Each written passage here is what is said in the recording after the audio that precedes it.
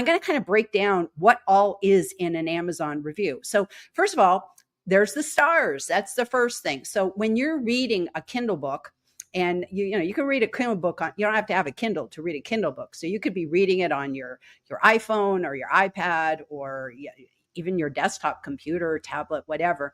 But when you get to the end of the book, Amazon actually pops up this screen. And what it is it says, hey, before you go, would you like to give this book a review, which is kind of nice. Now, Amazon knows people are busy, so you can just tap the stars, and that's the first part of the review. And that part is called the rating. And so you can actually just tap and give it 5 stars and then be done with your day. And that's it. You've given somebody a rating.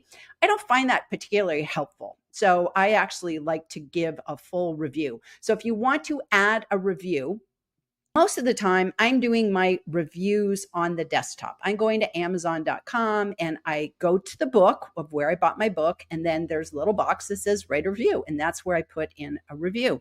You would add your starts from 1 to 5, 5 being good and 1 being not so good. And then next thing is a headline, and you want a headline for your review and this is required, and you want a headline that's short and snappy, something that summarizes what you have to say about the book. So kind of think of it as the hook is your headline, and you want that to be short and snappy. And then you want to add a review. So it can't just be good, thumbs up, it's got to be a little bit meatier than that. I believe the maximum is about 5,000 characters, something along that line.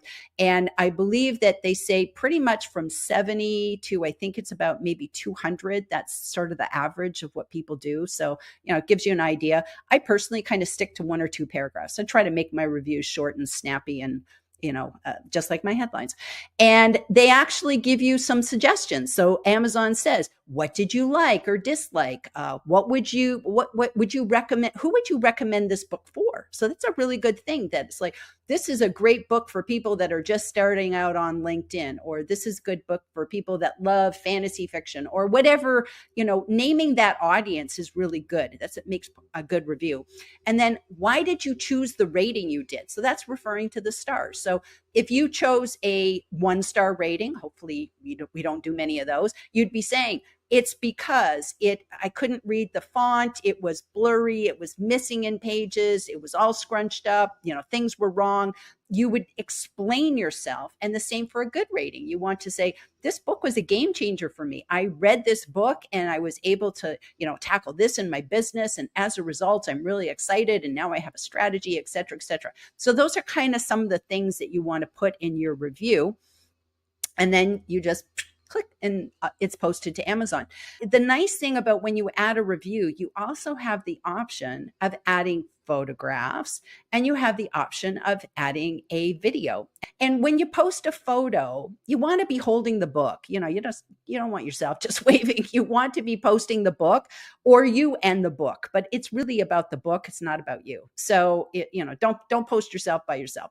Try and put the picture of the book up, because it just gives us warm fuzzies that, we see the book in so many different places. And some people are very, very creative with how they put their pictures. So it's kind of fun. So if you don't want to be on camera, you could be reading the book and your little eyes are above, holding the book or something like that. And then, of course, you can post a video. And Kevin D. Turner has posted an awesome video for Jeff Young's Be Effective on LinkedIn with the LinkedIn Guru. And it's a great video. And I'm going to give you a tip. Now, when you post a video and your review, and you post your review and a picture, it takes a long time to get approved, like a long time. Like, I think Kevin did a review for me once, and he did a video, and I think it took like 3 weeks, and he was like, he felt so bad. It took that long. So here's my tip. Do your review first as a text review, and it gets posted very, very quickly, like within a day or 2. It should be up and posted. And then once that's posted, go back and add a photograph or add your video. So that way, while it's being approved, the regular text review still stays there. And then all of a sudden, boop, your picture gets added or your video gets added. So that's kind of my little tip of how to do reviews and get those photos in.